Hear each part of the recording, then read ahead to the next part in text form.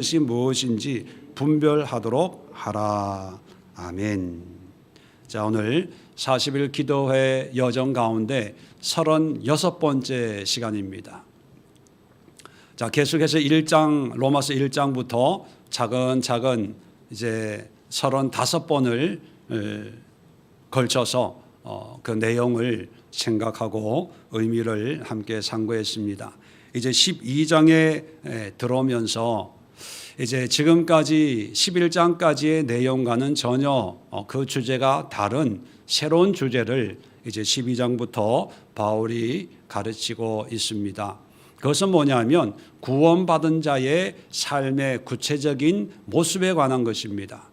지금까지 11장까지 좀 더 구체적으로 말씀을 드리면 1장부터 8장까지는 예수 그리스도의 복음으로 신앙생활하는 그리고 구원받는 자의 모습이었다면 이제 9장부터 11장까지는 특별히 하나님의 택함 받은 유대인들에 대한 그런 구원에 관한 것을 설명을 했습니다. 아주 깊고 영적인 인간의 타락부터 시작해서 예수님의 십자가 사건의 의미, 그리고 그것을 믿음으로 말미암는 하나님의 의로 우리에게 구원이 임했는데, 근데 실상은 여전히 죄 가운데 있다.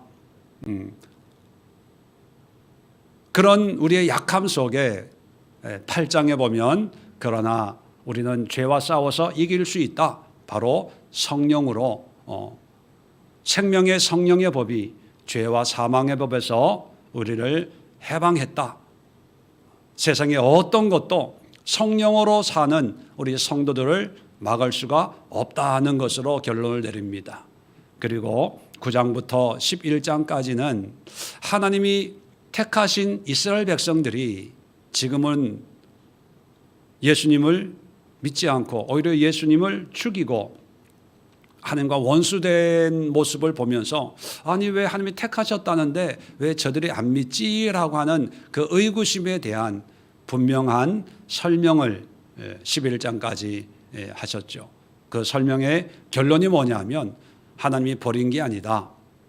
이방인들이 은혜를 누림으로 그 이방인들에게 임한 그 긍휼로 이스라엘 민족도 다시 긍휼을 베풀 것이다. 걱정하지 마라. 그걸 위해서 우리 이방인들이 더 열심히 하나님의 은혜와 긍휼 속에 우리가 신앙생활을 해야 된다. 그것이 곧 언젠지는 모르지만 하나님이 이스라엘 백성들을 다시 구원하는 그런 도구로 쓰임 받게 될 것이다. 그것으로 이제 11장을 마쳤습니다. 그러면서 12장을 그러므로라고 하는 접속사로 시작을 합니다. 이 그러므로 어떤 결과나 이제 결론을 도출하는 접속사지요.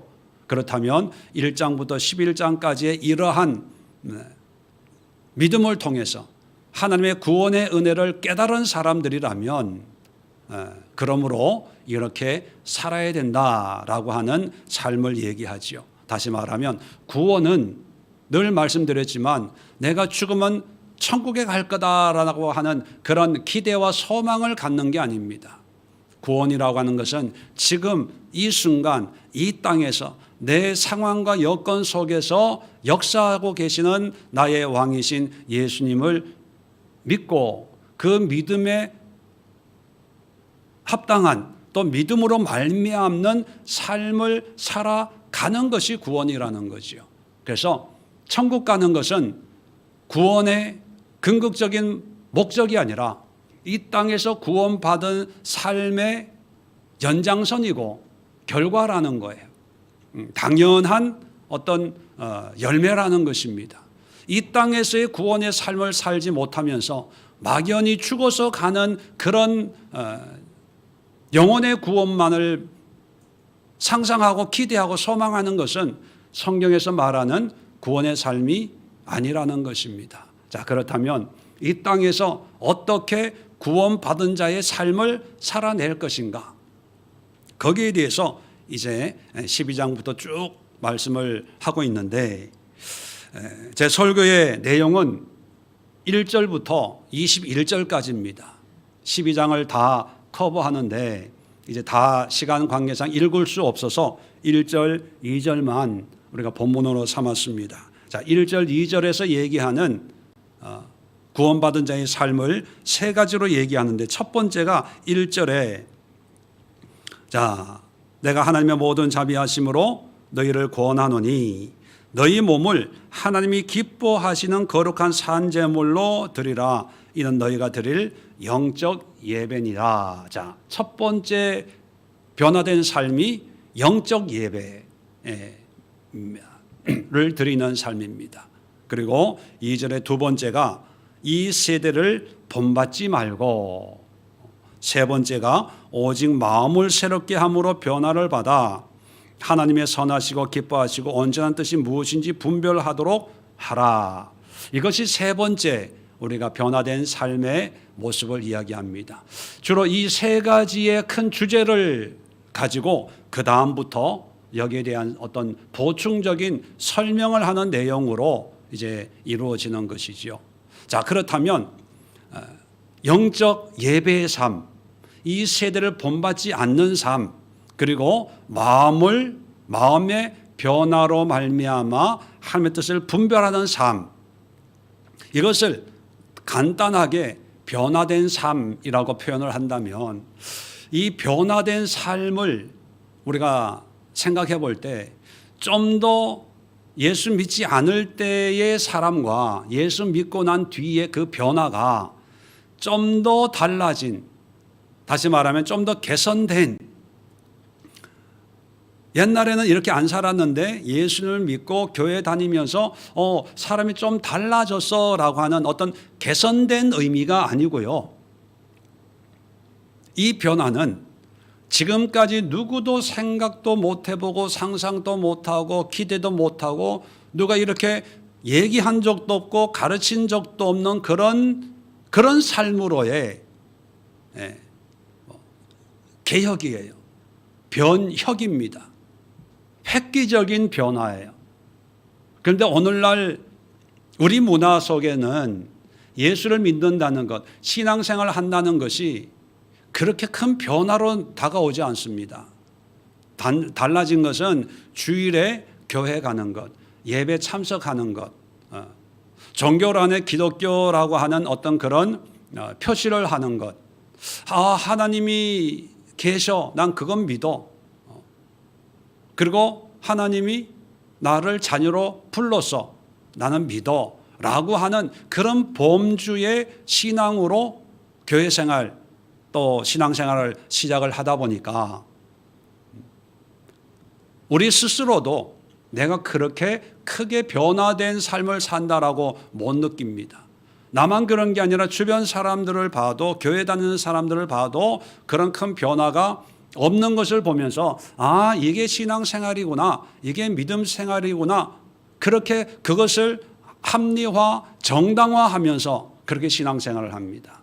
그런데 원래 이 로마서를 읽고 듣는 청자들, 독자들인 로마 교회 그 시대의 모습으로 가면 바울이 지금 얘기하고 있는 이런 모습들이 그냥 조금 나아지는 모습, 좀 개선되는 모습, 좀 선한 사람이 되고 좀 착한 사람이 되는 그런 모습의 변화가 아니라 엄청난 획기적인, 모든 것이 가치관이나 관점이나 인생의 의미가 획기적으로 달라지는 대개혁, 변혁의 삶을 요구하고 있습니다.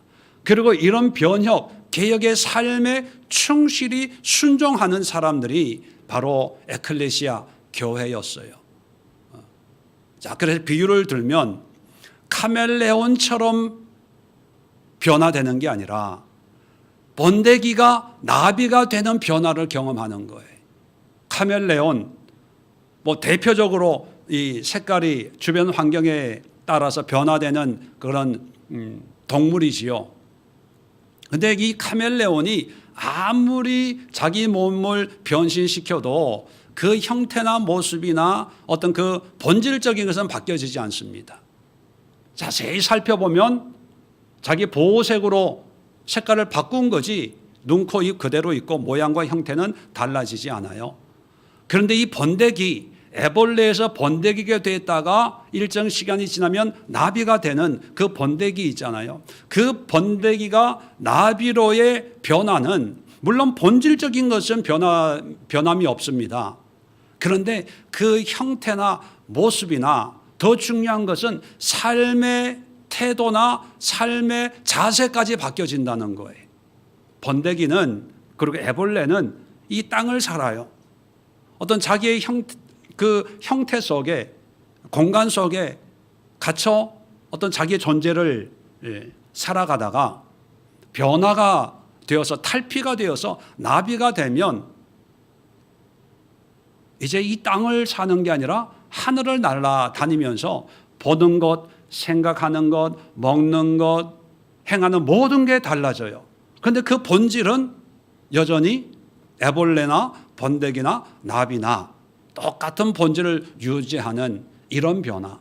과연 그리스도인이 된다는 것, 다시 말하면 구원받은 자로 산다는 것이 카멜레온의 변화를 의미하는 것일까? 아니면 번데기의 변화를 의미하는 것일까?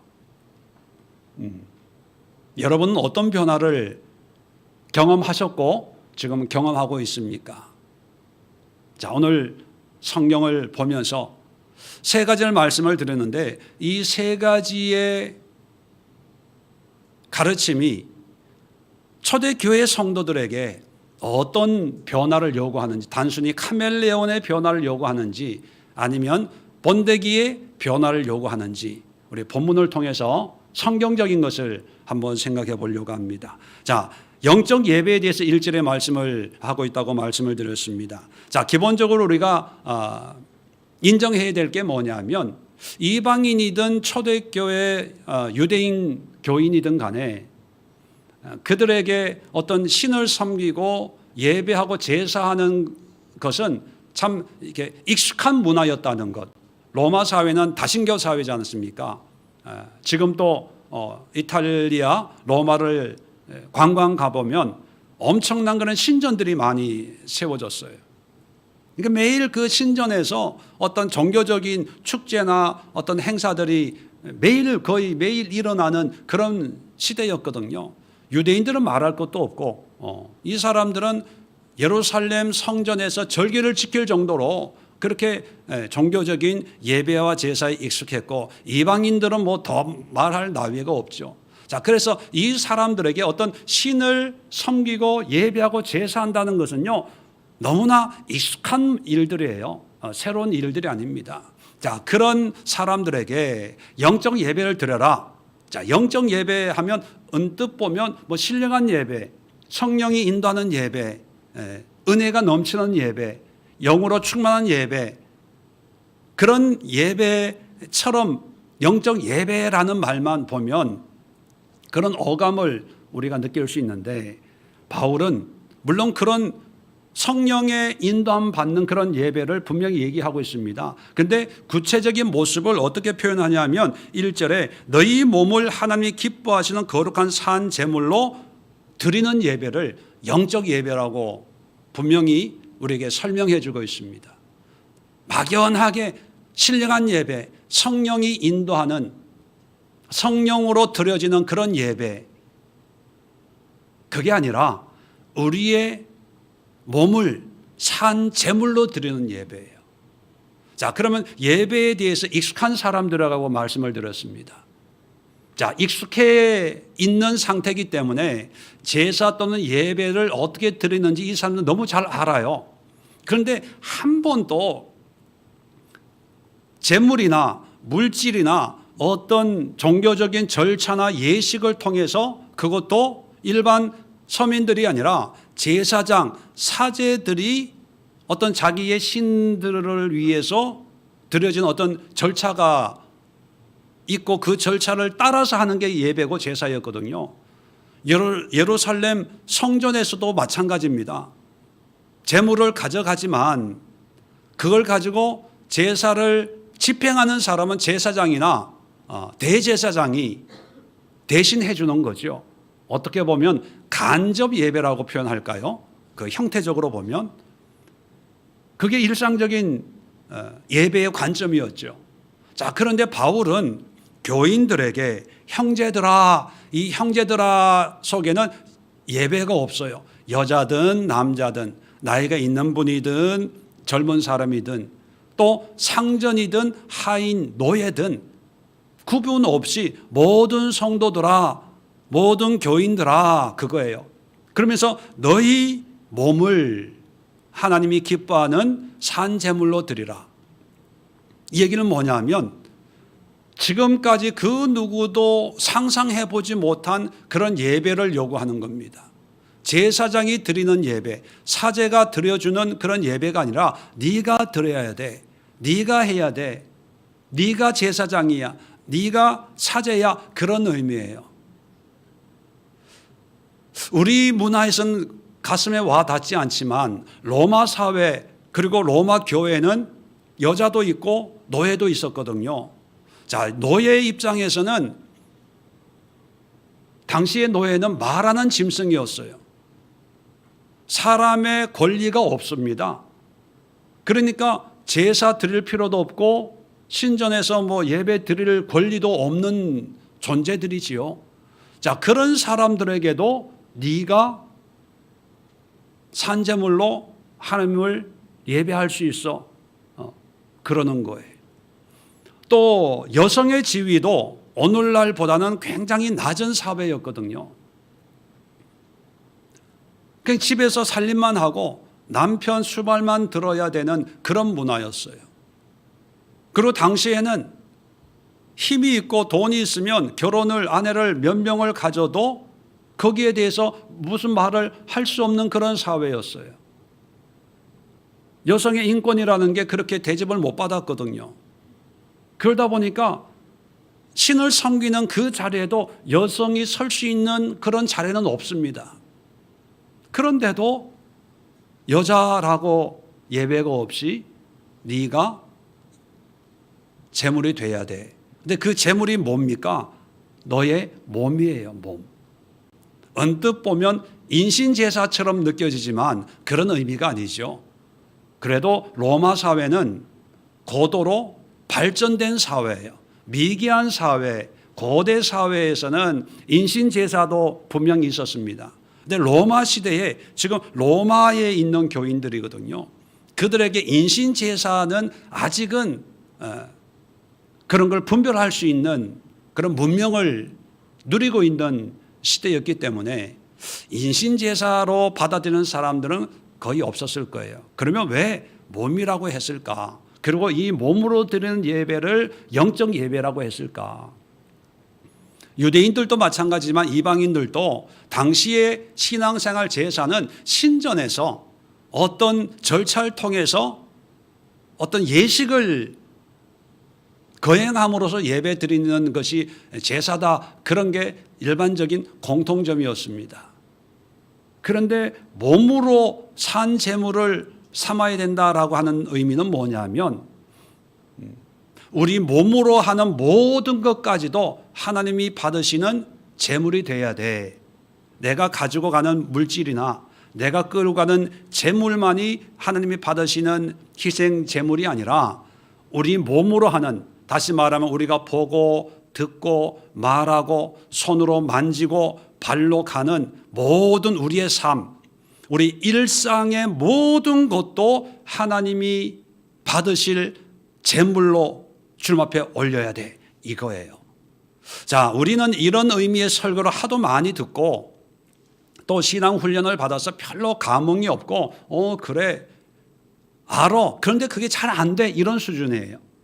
자, 근데 로마 사람들에게 이런 가르침은 지금까지 한 번도 누군가도 이렇게 얘기한 적이 없어요. 이건 뭐냐면 예수를 믿고 구원받은 하나님의 자녀가 되었고, 자, 구원을 받은 성도들이 모인 곳이 에클레시아 교회인데 이 교회를 통해서 신앙생활을 한다는 것은 또 하나의 종교, 많은 종교가 있고 신앙이 있는데 그 중에 하나의 종교를 내가 선택해서 다니는 것이 아니라 나의 신앙의 관점이 획기적으로 변화되는 거예요. 좀 더 나은 삶으로 개선되는 게 아니라 개혁되는 거예요. 지금까지 그 누구도 실천하지 않았고 생각하지 않았던 그런 모습이 우리 몸으로 하나님의 제물 삼는 거예요. 야, 누가 그럼 이렇게 살았겠어? 라고 하지만 그러나 초대교회 성도들은 다 이렇게 살았습니다. 그리고 교회가 부흥이 됐다는 거예요. 그리고 한 200여 년, 250년쯤 지나서 로마가 이런 삶으로 확 바뀌어버렸어요. 기독교가 공인이 되는 거죠. 이게 삶의 원리가 되고 기준이 되어버리는 그런 역사가 일어날 수 있었던 것입니다. 불가능해, 힘들어, 이거는 내가 변화되지 않고 조금 달라진 것으로 만족하려고 하는 우리의 변명입니다. 핑계지요. 자, 어떻게 삶으로 어떻게 제물이 되는, 그래서 영적인 예배를 드릴 수 있을까? 자, 3절부터 13절까지가 이러한 어떤 교회 안에서 믿는 성도들과의 관계에서 변화된 몸으로 드려지는 영적 예배의 모습을 아주 단편적으로 소개해 주는데, 자, 3절입니다. 내게 주신 은혜로 말미암아 너희 각 사람에게 말하노니 마땅히 생각할 그 이상의 생각을 품지 말고 오직 하나님께서 각 사람에게 나누어 주신 믿음의 분량대로 지혜롭게 생각하라는 거예요. 이게 뭐냐면 교회 안에 여러 종류의 사람들이 있고 또 믿음의 상태도 여러 단계가 있을 거 아닙니까? 자, 그런데 모든 사람이 똑같은 어떤 믿음의 관점을 가지는 건 아니라는 거예요. 믿음의 분량대로 그 사람의 그릇의 모양과 모습이 다 다른데 그 다르다는 것을 인정을 하고 또 다르다는 그것이 잘못된 게 아니라 다를 수 있고 다름으로 해서 믿음의 분량대로 그렇게 행동하는 것을 허용하고 용납하라는 거예요. 다 나같지 않다는 거죠. 어떤 사람은 단단한 음식을 먹을 수 있지만 어떤 사람들은 아직 어린 아이 같아서 젖을 먹는 그런 단계도 있는데 그게 잘못된 게 아니라는 거죠. 그걸 인정해 주라는 거예요. 그 다음에 4절에는 지체의 비유를 듭니다. 지체. 한 몸에 많은 지체가 있는데 5절에 많은 사람이 그리스도 안에서 한 몸이 되어 서로 지체가 되었느니라. 이 지체도 그 로마 당시에는 상상할 수 없는 개념이었어요. 아니, 주인하고 종이 어떻게 지체가 될 수 있습니까? 남자와 여자가 어떻게 지체가 될 수가 있겠습니까? 유대인과 이방인이 어떻게 지체가 될 수 있겠어요? 유대인의 율법으로 보면 이방인하고 같이 음식을 먹어서는 안 되는 거거든요. 그런데 예수 안에서는 음식을 안 먹는 게 아니라 같이 먹고 같이 형제 자매 그러는 거예요. 집에서는 주인이고 노예지만 교회 안에서는 형제가 되고 자매가 되는 거예요. 한번 상상해 보세요. 조선시대에 어떤 대감님 집에 마당새가 종이 하나 있어요. 낮에는 마당새가 대감님 뭐라고 부릅니까? 제가 조선시대 안 살아봐서 마님 그랬잖아요. 그러면 마당새야 이렇게 부르면 쫓아오지 않습니까? 그런데 낮에 근무 시간에는 대감마마, 마마 아닌가요? 대감마님, 대감마님 이러다가 이제 교회 가서는 대감마님이 마당새야 하지 않고 형제요 이리 와. 또 마당새도 대감마님 보고 형제님, 또 그 아내 보고 마님 보고 자매님 이런다는 거예요. 자, 그럴 때 외부 사람이 그런 모습을 보면 야, 이런 나라도 있나? 이런 사회도 있나? 이거는 정말 그들이 살고 있는 일반적인 사회의 모습보다는 비교해 완전히 변화된 새로운 세상인 거예요. 그걸 얘기하는 거죠. 자, 지체가 됐는데 6절에 보면 우리에게 주신 은혜대로 받은 은사가 각각 다르니 예언이면 믿음의 분수대로, 섬기는 일이면 섬기는 일로, 가르치는 자는 가르치는 일로, 위로하는 자는 위로하는 일로, 구제하는 자는 성실함으로, 다스리는 자는 부지런함으로, 긍휼을 베푸는 자는 즐거움으로 할 것이니라. 자, 이건 오늘날 문화에는 충분히 이해가 돼요. 다 은사와 기능이 다 다르니까. 근데 오늘날의 문화로 이해하는 게 아니라 원래 이것은 우리에게 주는 말씀이 아니라 2000년 전에 로마 교인들이거든요. 자, 로마 교인들에게 각 지체로서 은사를 받은 대로 활용을 해라, 그거예요. 자, 여기에는 은사적인 구별이 있지 신분적인 구별이 없어요. 그 얘기는 뭐냐면 세상에서는 권세 있는 사람이 아랫사람을 가르쳐요. 그런데 교회 안에서는 노예가 권세 있는 사람을 가르칠 수 있는 거예요. 왜? 노예 중에 가르치는 은사가 있으면, 그죠? 또 노예 중에 뭐 권면하고 위로하는 은사가 있으면 대감마님 요즘 사는 게 다 그래요. 그러니까 기도 열심히 하세요. 이랬다는 거예요. 또 섬기는 은사가 안방마님에게 있어요. 그러면 안방마님이 마당쇠를 형제님 제가 발을 씻겨 드릴게요. 제가 식사 준비해 드릴게요. 이랬다는 거예요. 그러니까 신분적으로 또 어떤 태생적으로 사회적인 지위의 계층으로 하나님의 몸을 세워나가는 게 아니라 하나님이 주신 그런 은사적인 걸로 각 지체를 이루라는 거예요. 그러면 이건 좀 더 나은 세상의 어떤 공동체, 집단보다 좀 더 나은 어떤 모임이 아니라 세상의 어떤 모임과는 전혀 다른 새로운 공동체가 그게 교회였다는 것입니다. 좀 더 볼까요? 자, 9절부터 11절, 13절까지 사랑에는 거짓이 없나니 악을 미워하고 선에 속하라. 형제를 사랑하여 서로 우애하고 존경하기를 서로 먼저 하며. 자, 여기 형제도 보면 어떤 특정한 부류의 사람들이 아니라 모든 신분의 구별 없이 교회 신앙생활하는 모든 사람을 통칭해서 형제 그렇게 부르는 거예요.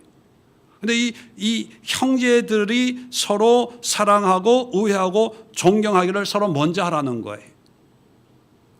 그러니까 주인이 종을 먼저 사랑하고 섬기고 먼저 사랑을 베풀라, 이런 의미거든요. 이건 어디에서도 경험할 수 없는 그런 모습입니다. 11절 부지런하여 게으르지 말고 열심을 품고 주를 섬기라. 소망 중에 즐거워하며 환난 중에 참으며 기도에 항상 힘쓰며 성도들 쓸 것을 공급하며 손대접하기를 힘써라. 손대접한다는 건 손님, 외부의 믿음의 형제들을 섬기는데 게을리 하지 마라, 그런 뜻이에요. 자, 이것은 영적 예배가 우리의 몸을 드리는 것처럼 신앙생활, 교회생활 안에서도 말로만이 아니라 우리의 몸을 들여서 실천하고 구체적으로 섬기고 행하는 그런 삶이 곧 영적 예배라는 거지요. 예배가 성전에서만 드리고 신전에서만 드리는 게 아니라 우리의 일상의 모든 삶의 영역에서 우리 몸이 움직이는 모든 것이 하나님의 예배가 되어진다. 이것이 초대교회 성도들의 마음이었고 또 가르침이었습니다. 그렇다면 오늘날 우리에게 영적 예배라고 하는 것은 좀 더 아름다운 찬양이 있고 좀 더 멋있는 어떤 분위기 속에서 영감 있는 설교, 영감 있는 기도, 뭔가 가슴 뭉클해지는 그런 은혜로운 이벤트, 신앙생활 열심히 하는 어떤 특별한 사람이 와서 하는 간증, 고백, 이런 걸 통해서 뭔가 도전받고, 여러분 그것도 은혜로운 영적 예배이지만 그것은 영적 예배의 작은 부분에 지나지 않아요. 일부분, 영적 예배가 100이라고 한다면 그것은 하나 두 개에 지나지 않아요. 나머지 99개, 98개는 우리의 삶으로 드리는, 우리의 일상에서 드려지는 하나님의 뜻에 순종하는 그런 삶에, 그 삶이 안 믿는 사람이 볼 때 야, 특별하다, 특이하다, 대단하다라고 인정을 받을 수 있어야 된다는 거죠. 그래서 그리스도인이라고 하는 그 이름이 주는 의미가 두 가지 학설이 있더라고요. 하나는 기독교인 예수 그리스도를 닮아가는 그런 삶을 보고 그냥 이들의 그 무리의 명칭으로 정했다, 불려진 거다라고 하는 그런 연구가 있는 반면에, 또 하나는 안 믿는 사람들이 믿는 사람들을 조롱하는, 경멸하는 표현으로 불렀다, 그런 뜻이에요. 왜냐하면 안 믿는 사람들이 볼 때 별종들이거든요. 특별한 사람들이거든요. 이상한 사람들이거든요. 그래서 그 사람들이 살아가는 그 모습을 통칭해서 예수에 미친 사람, 우리식으로 표현하면 좀 조롱하고 경멸적인 의미로 그리스도인 이렇게 불렀다는 거예요. 어떤 게 맞는지는 모르겠지만 중요한 것은요, 조금 달라지는 게 아니라 엄청 달라지는 거예요. 전혀 새로운 삶의 모습으로 변화되는 거예요. 이것은 하나님의 구원의 은혜로 말미암는 거예요. 우리의 신념이나 우리의 노력이나 의지로 되는 것이 아니라 하나님의 은혜의 크고 놀라운 걸 경험하다 보니까 내가 그렇게 되어지는 거예요.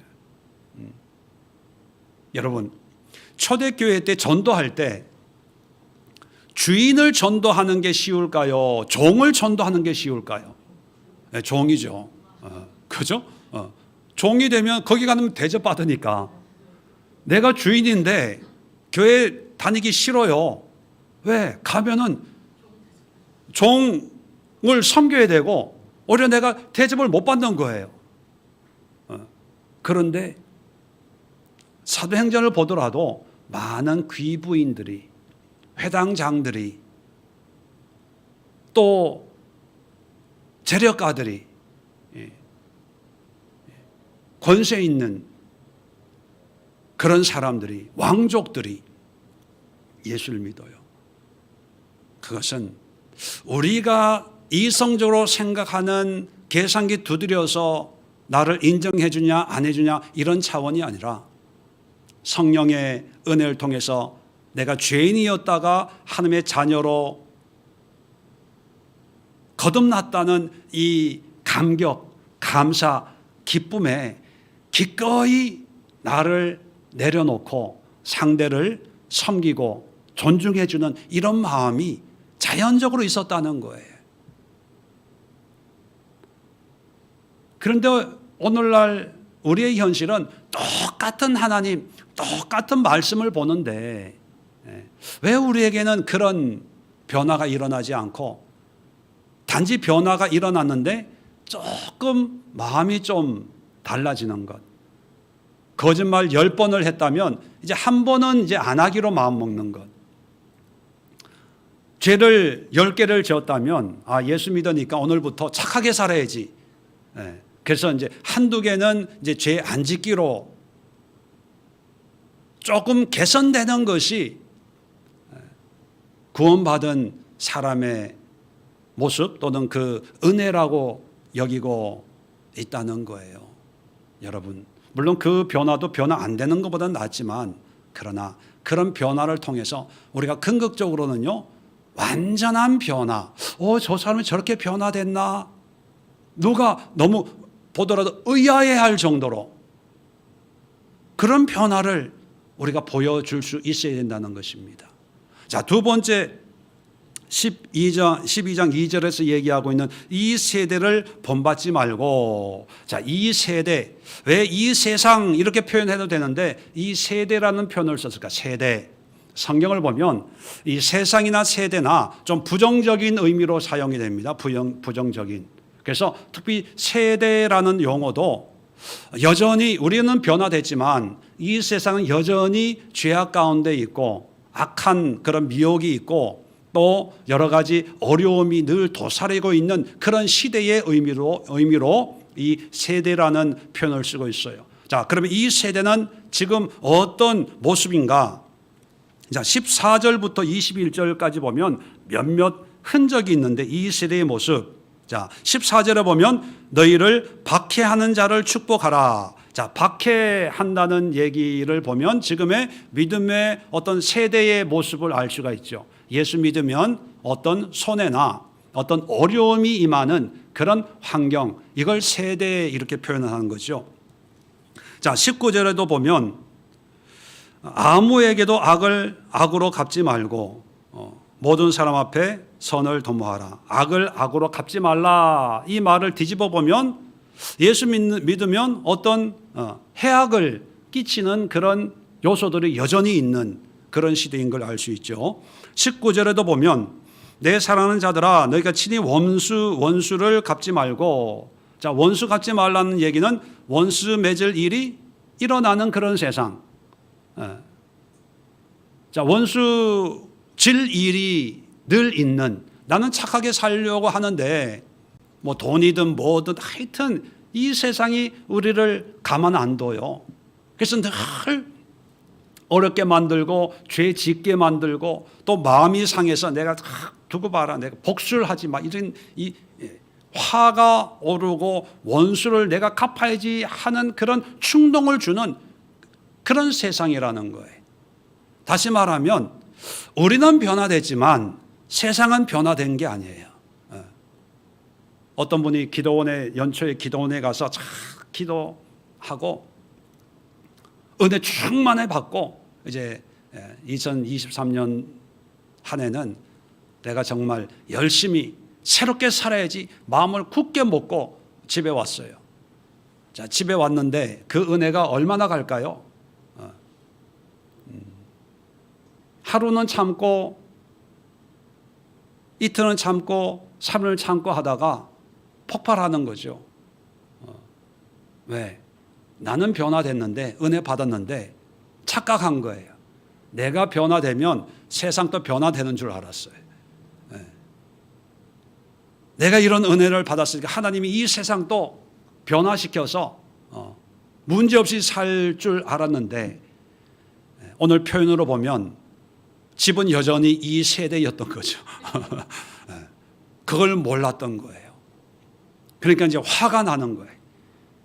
남편 보고 화내고 아내 보고 화내고 자녀 보고 화내고, 이게 뭐냐면 이 세대를 본받는 거예요. 따라가는 거예요. 그 영향에 반응을 하는 거예요. 그러지 말라는 거예요. 이 얘기는 뭐냐면 전제가 있어요. 우리 구원받은 사람은 이런 세상으로부터 도망가거나 숨는 게 아니라 이런 세대 속에 우리가 믿음을 가지고 살아가야 돼.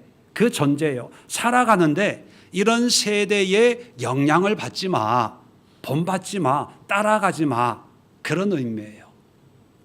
다시 말하면 우리 믿음의 사람들이 있어야 될 것은 여전히 문제 많은 이 세상이에요. 어떤 사람에게는 가정이 될 수 있고 직장이 될 수도 있고 또 사업장이 될 수도 있고 정말 마음 같아서는 도망가고 싶은 그런 환경, 상황이에요. 그런데 하나님이 우리를 구원을 주셨지만 천국으로 당장 데리고 가는 게 아니라 구원을 줬는데 따라가 보니까 이 세대예요. 좀 낙심이 되겠죠. 그런데 이제 구원의 은혜를 입었다는 것은 그 세대의 여러 가지 핍박이나 악이나 또 원수지는 그런 일을 겪더라도 거기에 안 믿었을 때처럼 우리가 그렇게 반응하지 않는 거예요. 반응이 달라지는 거예요. 이게 세상 이 세대를 본받지 않는 것, 어떻게 반응이 달라지는가 한번 볼까요? 14절, 너희를 박해하는 자를 축복하라. 축복하고 저주하지 말라. 이게 세대를 본받지 않는 거예요. 옛날 같았으면 어떻게 해요? 박해를 하면 박해하는 사람을 어떻게 타이르든지 아니면 어떻게 하든지 아니면 도망을 가든지 이 박해하는 이 환경을 빨리 벗어나려고 애를 썼는데 구원의 은혜를 깨닫고 난 다음부터 어떻게 반응을 하냐 하면 박해하는 사람 오히려 축복하는 거예요. 위에서 기도해 주는 거예요. 입에서 막 불평 불만이 나오려고 하다가도 참고 감사를 얘기하고 하나님의 은혜를 얘기하고 축복을 이게 이 세대를 본받지 않는 삶이에요. 악을 아까도 읽었지만 악을 악으로 갚지 말고 모든 사람 앞에서 선한 일을 도모하라. 자, 옛날에는 악한 행동을 하는 사람이 있으면 나도 거기에 반응을 했어요. 악하게. 그런데 내가 구원받았다면 악한 사람은 몰래 와서 슬쩍 우리에게 해코지를 하잖아요. 그러니까 더 그게 기분 나쁜 거예요. 왜? 사람도 그걸 모르니까 화가 나요. 자, 그런데 모든 사람 앞에서 그 사람을 선하게 섬겨주는 거예요. 이게 세상을, 이 세대를 본받지 않는 거예요. 마귀는요, 이 세대를 통해서 우리로 하여금 똑같은 행동을 하도록 하지는 않지만 자꾸 세상의 반응에, 이 자극에 우리를 반응을 시켜요. 자꾸. 근데 반응을 하다가 결국은 어느 시간이 지나고 나면 나도 그런 부류에 이미 속해진 거예요. 그런 얘기 있잖아요. 나쁜 친구, 부모님들의 착각이 뭐냐 하면 우리 아이는 착한데 친구 잘못 사귀어서 그런 생각을 하잖아요. 자, 나쁜 친구를 내가 전도해야지 해서 계속 만나고 야 그러면 안 돼, 그러면 안 돼 하다가 결국은 걔도 그 친구 따라 강남 가더라는 거죠. 그런데 본받지 않는다는 건 뭐냐? 다르게 반응하는 거. 전혀 반대로 생각지도 못했던 그런 생각과 그런 마음으로 원수를 갚아야 되는데 원수를 안 갚고 하나님이 알아서 해주세요. 우리는 많이 성경을 읽고 해서 알지만 로마 사회는 이런 사회가 아니거든요. 명예를 짓밟았다 그러면 죽기 살기로 싸워서 그 명예를 내가 다시 되찾아야 되는 그런 사회에 내 명예를 짓밟았어요. 그런데 가만히 있어.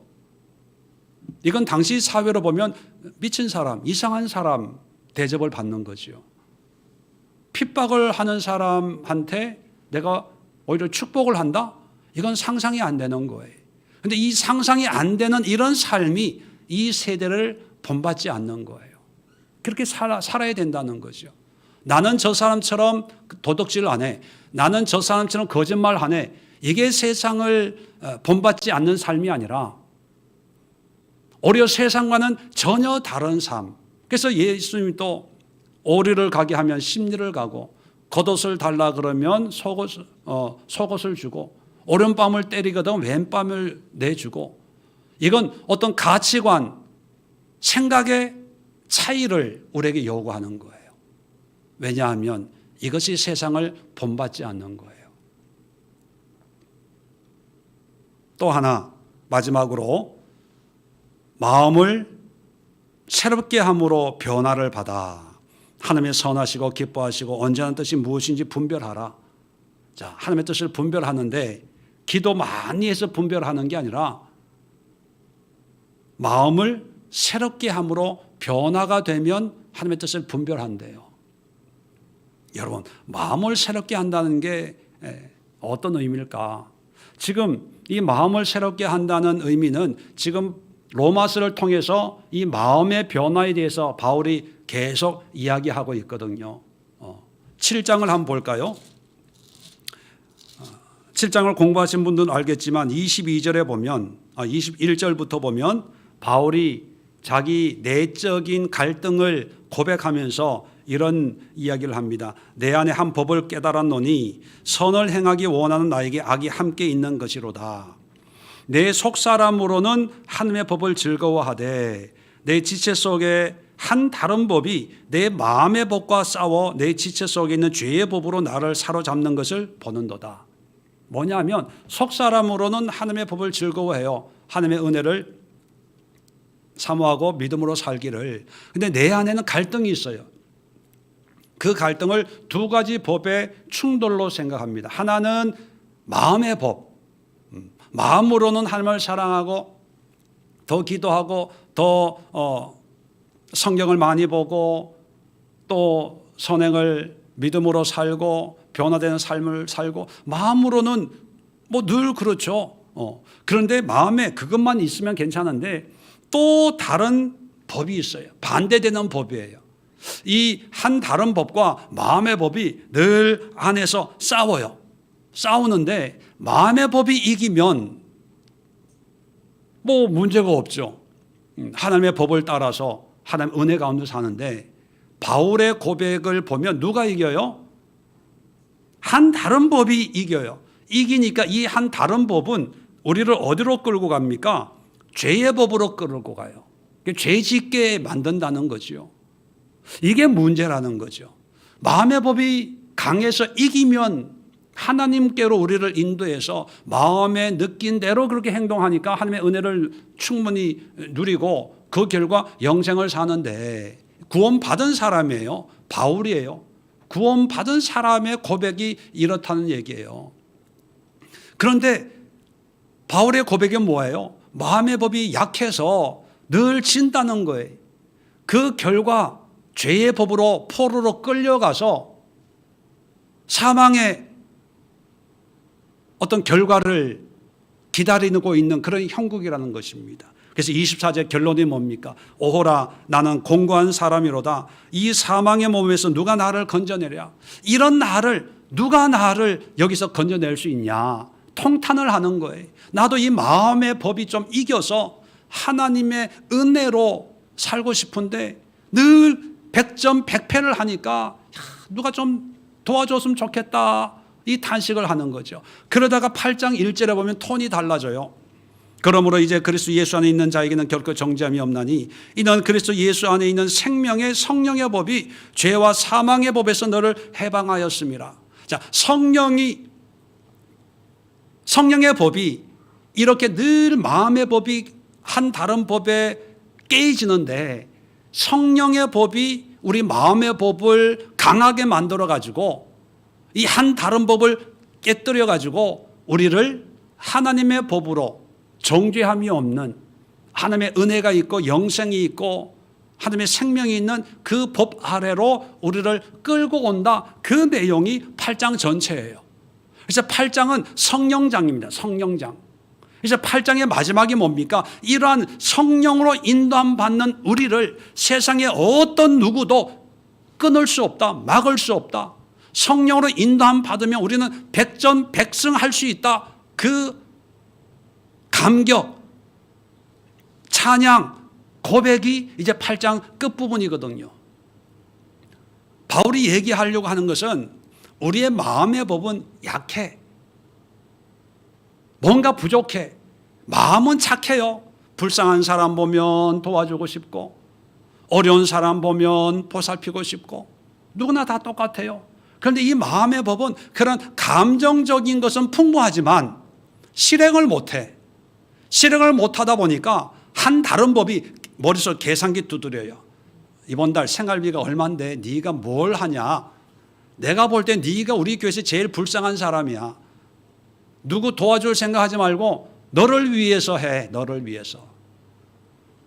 너 애들은 학원비 없어가지고 그러는데 누가 누굴 돕냐. 한 다른 법은 항상 그렇게 부추기니까 마음의 법이 거기다가 뭐라고 대답해요? 아멘. 아멘. 그럼 그렇지 뭐. 나 같은 주제가 내 형편에 내가 왜 내가 더 힘든데 이번 달에 해야 될 게 있는데 늘 끌려가는 거예요. 끌려가는 거. 자, 그런데 성령이 오셔가지고 이 마음의 법을 강하게 해요. 강하게 해서 계산기 두드리고 있는 한 다른 법의 그 계산기를 뺏어가지고 땅에 던지고 발로 밟아버려요. 계산하지 마. 순종하는 거야. 그러는 거예요. 그러니까 이 성령으로 순종하는 이 마음이 항상 이긴다. 승리한다. 그러면 성령이 이 약한 마음을 어떻게 강하게 할까? 이거 다 말씀드린 건데 6절에 보면 8장 6절입니다. 육신의 생각은 사망이요 영의 생각은 생명과 평안이라. 자, 생각을 우리에게 집어넣어 주는데 영의 생각을 집어넣어 줘요.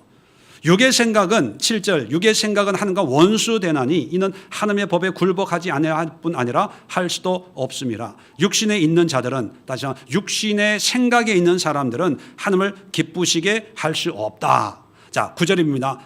만일 너희 속에 하나님의 영이 거하시면, 영의 생각에 거하면 그런 뜻입니다. 너희가 육신에 있지 아니하고 영에 있나니 누구든지 그리스도의 영이 없으면 그리스도의 사람이 아니니라.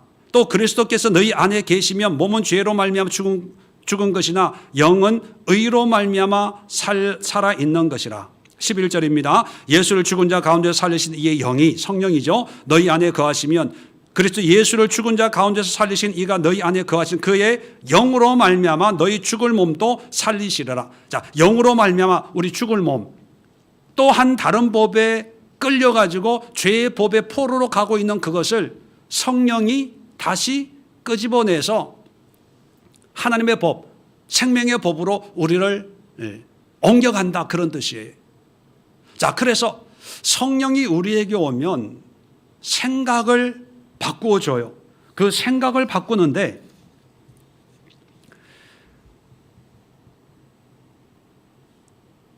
13절 너희가 육신대로 살면 반드시 죽을 것이로되 영으로서 몸의 행실을 죽이면 살리니.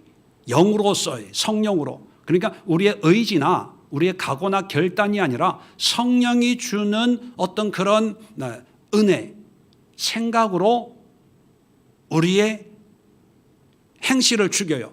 우리 안에 있는 한 다른 법을 이길 수 있다는 거죠. 이런 비유가 아니라 이런 예를 하나 들어봅시다. 여러분 잘 아는 선한 사마리아인의 비유를 들어보면 한 사람이 강도를 만나서 피가 철철 흘러요. 자, 그런 모습을 지나가는 사람은 다 봐요. 자, 그럴 때 그들의 속에 있는 마음의 법으로는 다 불쌍하다고 느껴요. 안 됐다, 도와주고 싶다, 애처롭다, 누구나 다 느껴요. 자, 그런데 레위 사람이나 유대인이나 다 지나친 이유가 뭡니까? 한 다른 법이 계산기를 두드리게 한 거예요. 야, 너 바빠. 이 사람 고쳐다가 너 약속 시간 늦어. 자, 너 돈 없잖아. 이 사람 치료할 수 있는 돈이 없어. 그러니까 안타깝지만 그냥 지나쳐. 자, 레위 사람, 야, 예배 시간 늦었어. 빨리 가야 돼. 지체할 수 없어. 빨리 가. 네가 아니어도 다른 사람이. 이 생각이 마음, 누구나 다 그렇게 먹고 있는 마음을, 이 생각이 힘을 주면 그렇게 일을 할 텐데, 이 생각이 들어오면 그 생각에 이 마음의 법이 지는 거예요. 그래서 그냥 봐도 모르는 척하고 넘어갔는데, 이제 사마리아 사람이 지나가면서 똑같이 마음의 법은 똑같이 느꼈어요. 안 됐다, 불안하다. 근데 생각이 주막에 데리고 가야 되겠다. 또 고쳐줘야 되겠다. 도와줘야 되겠다. 그리고 나도 돈이 없지만 있는 돈으로 치료비를 내줘야 되겠다. 그리고 이 치료비가 부족하면 나중에 다시 지나갈 때 나머지를 주도록 해야 되겠다. 이 생각이 이 마음을 움직이는 거예요. 그래서 야, 없고 주막으로 데려가. 그 데려가는 거죠. 치료비를 대주는 거예요. 주모에게 부탁을 하는 거죠. 여러분, 우리는 마음 그러는데, 마음은 다 좋은 마음을 가지고 있어요. 근데 문제는 뭐냐면 그 마음을 움직일 수 있는 생각이 이 마음을 작동시키는 그런 생각을 안 하는 거죠. 그래서 마음은 원이로되 육신이 약하다, 이런 핑계 아닌 핑계를 하는 거죠. 근데 성령은요, 우리에게 오셔서 우리의 마음을 변화시키는데 성령은 우리의 생각을 줘요. 생각이 변화된 게 마음이에요. 반대로 마음이 아무리 변화돼도 이 생각이 변화되지 않으면 결과는 엉뚱한 거예요. 놀부와 흥부 이야기 아시잖아요. 자, 흥부가 부자 된 걸 보고 놀부가 자기도 부자 되고 싶어요. 이건 뭐예요? 마음이에요. 마음으로 부자 되고 싶지 않은 사람 어디 있어요? 나도 부자 되고 싶어. 좋은 거예요. 나쁜 게 아니에요. 자, 부자 되고 싶은데 이제 생각이 들어와요. 그 생각이 흥부처럼 착하게 살아야 돼, 이런 생각이 들어오면 괜찮은데 뭐가 들어와요? 멀쩡한 제비 다리라도 부러뜨려야지, 이런 생각이 들어오는 거예요. 그러니까 그 생각이 들어오니까 부자 되는 이 마음을 이용해서 그 생각에 따라서 제비를 부러뜨리는 거예요, 다리를. 그 결과가 어떤 결과 나오는지 아시잖아요. 자, 그래서 우리는 마음에 매이지 말고, 그렇다고 나쁜 마음 가지라는 거 아니에요. 마음이 있으면 생각을, 그 마음에 합당한 하나님의 성령이 주는 생각을 집어넣는 거죠. 그 생각이 나의 마음과 작동할 수 있도록, 일할 수 있도록. 자, 그렇게 되는 것이 하나님의 뜻을 분별하는 거예요. 우리는 하나님의 분별을 기도해서 은사적으로 기도해보고 이게 하나님의 뜻, 이게 뭐 성령의 뜻, 뭐 이렇게 아는 것을, 어떤 능력적으로 아는 것을 은사라고 생각을 하는데, 물론 그런 은사도 있습니다. 그런데 일반적으로 일반 교인들에게 얘기하는 거거든요. 하나님의 뜻을 선하시고 온전하시고 하나님이 기뻐하시는 그 뜻을 분별하면서 살아라. 그 의도는 성령이 주는 생각이 누구의 뜻입니까? 하나님의 뜻이죠. 하나님의 영이니까. 그 얘기는 뭐냐면 성령이 주는 그 생각, 곧 하나님의 생각으로 네 속에 있는 마음을 움직여서 그렇게 살아. 그게 변화야, 그거예요. 우리는 늘 계산기 두드리면서 손해 안 보는 걸 택하는 것이 하나님의 지혜라고 생각하는 그런 경향들이 없지 않아 있어요. 그런데 핍박하는 자를 위해서 축복하고, 원수를 내가 갚지 않고 하나님 앞에 갚고, 악을 행하는 사람들에게 오히려 선을 도모하고, 뭐 다른 것도 뭐 다 마찬가지입니다. 이러한 삶을 살 수 있는 원리가 내 의지나 힘이 아니라, 그렇게 살도록 하나님이 성령을 통해서 그런 생각을 줄 때 그 생각이 내 마음과 이게 영적인 화학 반응이 일어나 가지고 그렇게 살 때 그게 변하고, 그것이 하나님의 뜻이라는 거죠. 그러면 성령의 생각을 어떻게 가질 수 있습니까? 그런 질문을 하는 분이 있어요. 자, 성령의 생각을 알기 위해서 또 기도하면 좋겠지요. 그러나 간단한 방법이 있습니다. 성령의 생각이 곧 하나님의 생각입니다. 그 하나님의 생각이 분명하게 기록된 것이 바로 성경이에요. 성경을 통해서 하나님의 생각을 아는 거예요. 아, 이럴 때는 하나님이 이렇게 행동하기를 원하시는구나. 이럴 때는 하나님이 이런 것을 기뻐하시는구나. 성경에 기록되어 있어요. 그러니까 성경을 통해서 하나님의 마음을, 하나님의 성품을 우리가 아는 거예요. 그래서 성도들은 이 성경을 통해서 하나님을 알아야 되는데, 성경을 통해서 다른 사람을 알고, 모세를 알고, 다윗을 알고, 바울을 알려고 하는데, 여러분, 그건 잘못된 거예요. 하나님을 아는 거예요. 이런 하나님에 대한 지식이 많을 때, 어떤 문제 가운데 있을 때 내 마음에 성령이 주시는 생각을 내가 가질 때가 있죠. 그때 거기에 순종할 때 그것이 내가 변화되는 것이고, 그것이 하나님의 뜻을 분별하며 살 때 그게 구원받은 자의 삶의 모습이 되는 것이요. 자, 기도회 36번째 시간 우리 로마서 12장을 공부해 가면서 이제 13장부터 계속 이어집니다. 12장에서 얘기하는 가장 중요한 주제가 뭐냐 하면 우리는 변화되어야 된다. 근데 그 변화는 단순히 조금 나은 삶으로의 개선이 아니라 획기적인 변화, 개혁적인 대변혁이 일어나는 것이 하나님의 자녀의 삶이다. 이것을 여러분 마음에 새기시고 2023년 나에게도 좀 이런 놀라운 변화, 놀라운 개혁의 역사가 일어날 수 있도록 여러분 기도하시고 또 성령의 생각에 순종하시고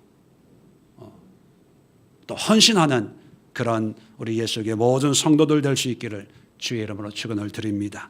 기도하겠습니다. 좋으신 하나님 아버지, 은혜와 사랑을 감사합니다. 예수 그리스도로 말미암아 구원받은 우리 성도들입니다. 그래서 구원의 삶을 믿음으로 살아가고 있습니다. 그런데 여전히 변화되지 않는 우리의 모습 때문에 낙심하고 실망하고 또한 마귀가 그 틈을 노리고 늘 우리에게 의심을 주고 절망을 주고 낙심케 할 때가 많습니다. 이런 상황 속에 이런 세대 속에서 오늘 말씀이 우리에게 주는 놀라운 변화, 극적인 변화, 대개혁의 역사가 우리 삶에도 일어나서 정말 이 세상 사람들이 우리를 볼 때 경외감과 놀라움으로 우리의 신앙을 바라보고 그들 또한 이런 신앙의 모습으로 회복되어지고 돌아오는 역사들이 나타날 수 있도록 우리를 귀한 주의 도구로 사용하여 주시옵소서. 이제는 우리 주 예수 그리스도의 은혜와 하나님 아버지의 놀라운 사랑하심과 성령의 교통하심이 예배하는 모든 믿음의 권속들과 가정과 직장과 일터와 이 나라 이 민족 세계 열방 위에 영원까지 함께 하시기를 간절히 축원드리옵나이다. 아멘.